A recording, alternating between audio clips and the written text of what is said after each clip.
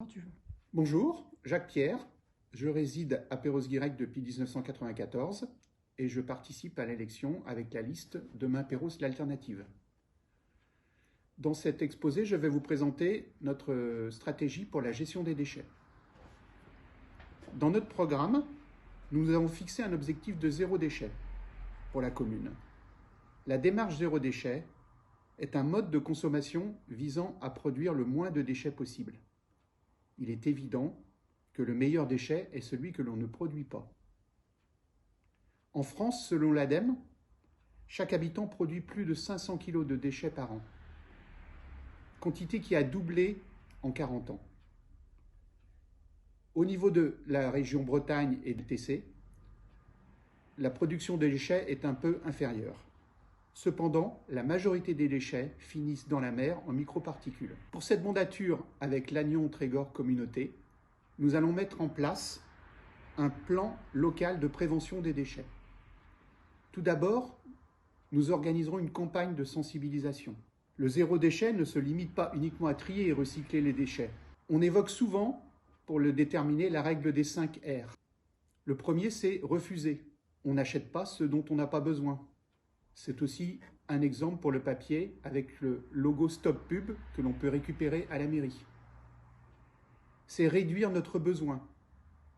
C'est réutiliser, redonner une seconde vie ou plusieurs vies à un objet. C'est aussi recycler avec des emballages, recycler les emballages ou recycler d'autres objets.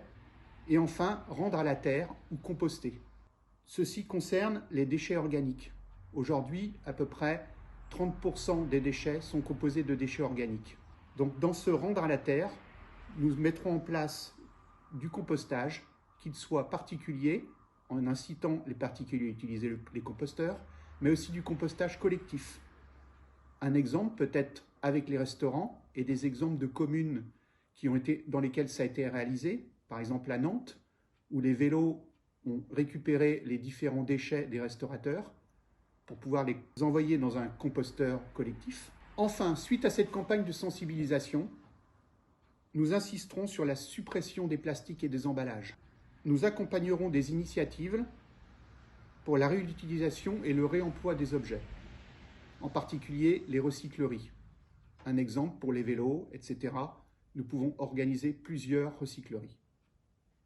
Enfin, il faudra réduire le gaspillage alimentaire, qui est un point essentiel. Il faudra aussi agir sur la commande publique, en insistant sur la réduction des déchets dans cette commande publique. Enfin, il faudra accompagner toutes les initiatives liées à l'économie circulaire.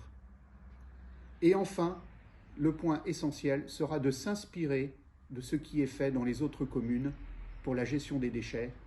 Je donne un exemple comme la commune de Saumur, la ville de Nantes. Nous insisterons et nous essaierons d'utiliser les meilleures solutions proposées dans ces communes.